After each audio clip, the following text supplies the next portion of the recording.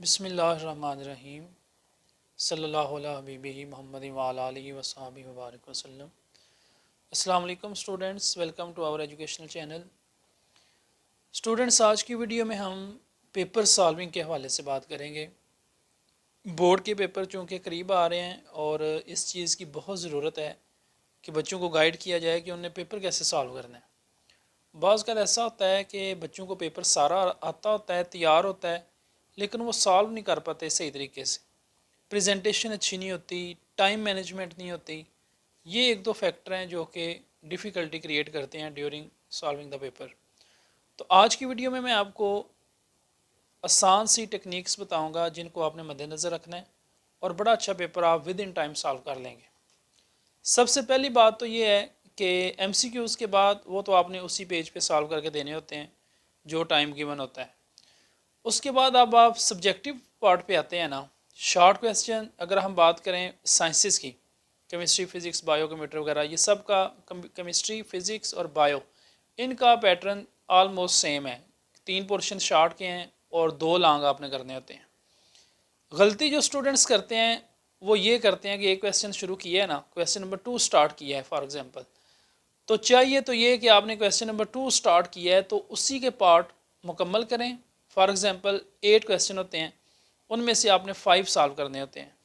तो आपने क्वेश्चन 2 अगर शुरू किया है शॉर्ट क्वेश्चन का, तो आपने क्वेश्चन 2 को मुकम्मल करके उसके सारे पार्ट सॉल्व करके फिर नेक्स्ट आपने क्वेश्चन 3 पे जाना है। बाज़ बच्चे ऐसे करते हैं कि 2 सवाल क्वेश्चन 2 की कर लिए, 2 3 के कर लिए, 1 4 का कर लिया। जितना आप चेक करने वाले को उलझाएंगे वो उतने मार्क्स आपके काटेगा। तरीकाकार ये है, आपने क्वेश्चन नंबर 2 स्टार्ट किया है। बाज़ बच्चे ये करते हैं कि आपने 5 क्वेश्चन करने हैं तो आप अपनी तरतीब शुरू कर देते हैं। फॉर एग्जांपल क्वेश्चन पेपर के ऊपर क्वेश्चन का नंबर है 1, फिर आपने 3 किया है, फिर आपने 4 किया है, लेकिन आप अपनी तरतीब के मुताबिक उनको 1 2 और 3 काउंट करते हैं। इससे भी एग्जामिनर जो है चेक करने वाला वो कंफ्यूज होता है कि क्वेश्चन पेपर पे सवाल का नंबर कुछ और है और आपने कुछ और दिया हुआ है। बाज़ औक़ात वो गलत भी कर देते हैं कि ये इररेलेवेंट मार्किंग है। तो आपने करना ये है, शॉर्ट क्वेश्चन आपने स्टार्ट किया है, आपने शॉर्ट क्वेश्चन का हेडिंग देना है क्वेश्चन नंबर 2 शॉर्ट क्वेश्चंस, और जो क्वेश्चन का नंबर क्वेश्चन पेपर के ऊपर है वही आपने आंसर शीट पे देना है।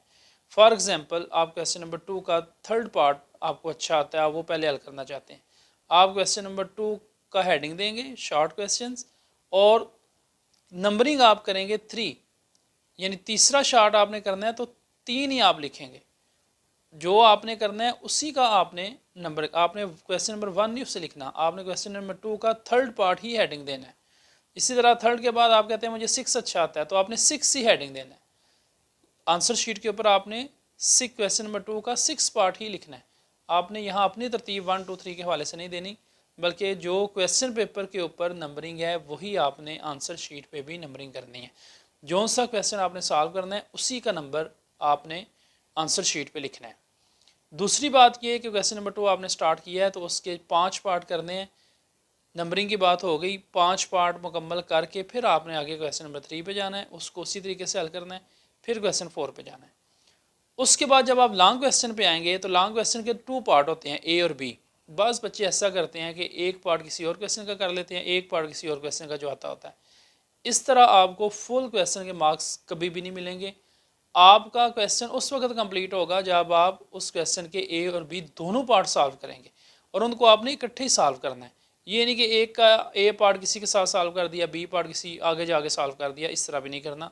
तरतीब का, प्रेजेंटेशन का बहुत ध्यान रखना है। मार्जिन लाइनें लगा के मार्कर से हेडिंग देना है क्वेश्चन का, नंबरिंग क्वेश्चन पेपर के मुताबिक करनी है। और लॉन्ग क्वेश्चन जब आपने सॉल्व करने हैं, ए और B part question number 5 start किया है तो उसका ए और बी दोनों पार्ट आप मुकम्मल सॉल्व करेंगे, तब आपका वो लॉन्ग कंप्लीट कंसीडर होगा। उसके बाद सबसे अहम बात जो है वो है टाइम मैनेजमेंट। मैक्सिमम एक शॉर्ट क्वेश्चन को आप 3 मिनट दे सकते हैं, ये मैं मैक्सिमम टाइम बता रहा हूँ, और लॉन्ग क्वेश्चन को मैक्सिमम 5 to 6 मिनट्स, ये मैक्सिमम टाइम है। आपने इस टाइम लिमिट के दौरान अपने पेपर को सॉल्व करना है तो आपके विद इन गिवन टाइम आपका पेपर मुकम्मल हो जाए। बाज़ औक़ात ऐसा होता है कि बच्चों को पेपर सारा आता होता है लेकिन उनसे टाइम मैनेज नहीं होता, अक्सर चीज़ें रह जाती हैं, कोई लॉन्ग रह गया, शॉर्ट रह गए, टाइम ख़त्म हो जाता है।